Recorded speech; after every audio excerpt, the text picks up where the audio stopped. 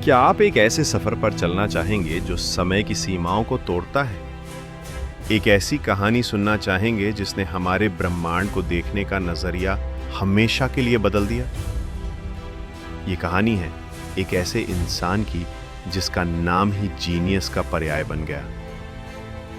ये कहानी है एल्बर्ट आइंस्टाइन की।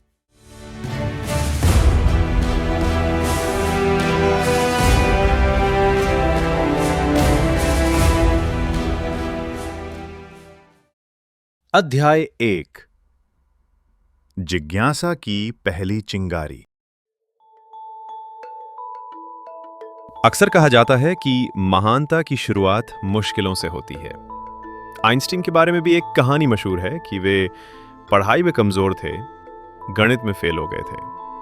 लेकिन सच तो इससे कहीं ज्यादा रोमांचक है। यह कहानी नाकामी की नहीं, बल्कि एक ऐसे विद्रोही दिमाग की है जिसने रटने वाली पढ़ाई के पिंजरे को तोड़ने की हिम्मत की। जर्मनी के ओल्म शहर में जन्मे एल्बर्ट एक शांत बच्चे थे। इतने शांत कि घर की नौकरानी उन्हें बुद्धू समझती थी। वे अकेले रहते, ताश के पत्तों से 14 मंजिला घर बनाते और अपने हम उम्र बच्चों के फौजी खेलों से दूर भागते थे। और फिर 5 साल की उम्र में एक घटना ने उनकी दुनिया बदल दी। बीमारी में बिस्तर पर लेटे एल्बर्ट को उनके पिता ने एक साधारण सा दिशा सूचक यंत्र, एक कंपास दिया।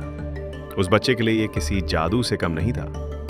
वो कौन सी अनदेखी ताकत थी जो सुई को हमेशा उत्तर की ओर खींच रही थी? इस एक सवाल ने उनके अंदर एक पवित्र जिज्ञासा को जन्म दिया, एक ऐसी आग जो उन्हें जिंदगी भर ब्रह्मांड के छिपे हुए रहस्यों की खोज में ले गई। लेकिन स्कूल का माहौल इस आग को बुझाने पर तुला था। वहां सिर्फ रटना सिखाया जाता था, सवाल पूछना मना था। उनके टीचर उनकी आजाद सोच से चिढ़ते थे। एक ने तो यहां तक कह दिया, तुम जिंदगी में कुछ नहीं कर पाओगे।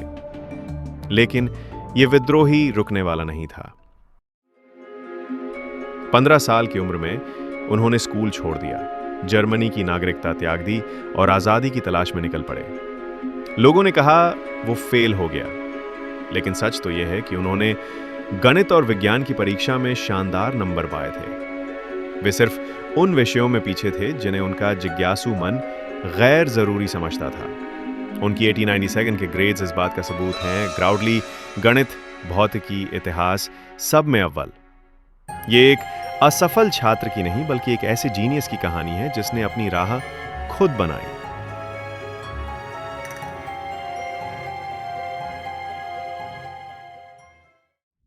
डिग्री तो मिल गई, लेकिन दुनिया इस जीनियस को पहचानने के लिए तैयार नहीं थी।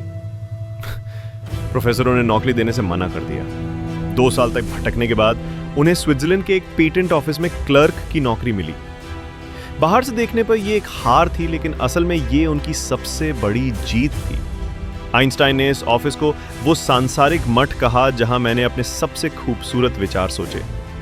यहां वे दिन भर नए नए आविष्कारों के नक्शे देखते, बिजली और समय के रहस्यों से जूझते। अकादमिक दुनिया के दबाव से दूर इस शांत कोने में उन्हें सोचने की आजादी मिली।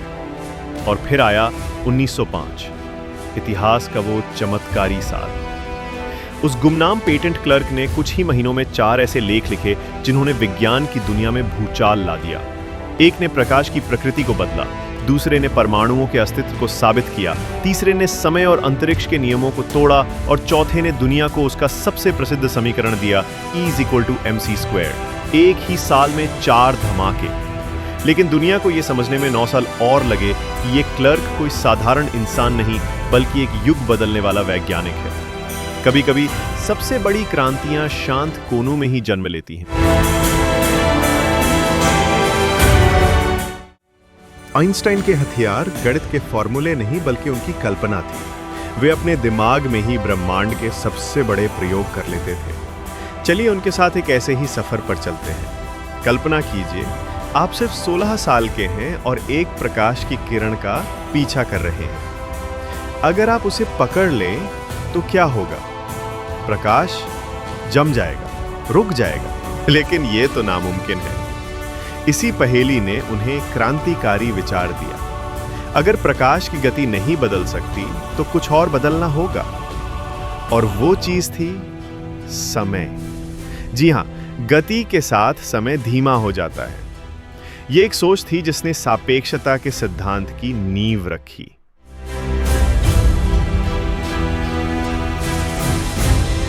अब एक और कल्पना कीजिए, आप एक गिरती हुई लिफ्ट में हैं। आप भारहीन महसूस करेंगे, जैसे अंतरिक्ष में तैर रहे हो। क्या आप बता सकते हैं कि आप गिर रहे हैं या अंतरिक्ष में हैं? नहीं। आइंस्टाइन ने महसूस किया कि गुरुत्वाकर्षण और गति का असर एक ही है। यह उनके जीवन का सबसे सुखद विचार था, जिसने सामान्य सापेक्षता के सिद्धांत का दरवाजा खोला।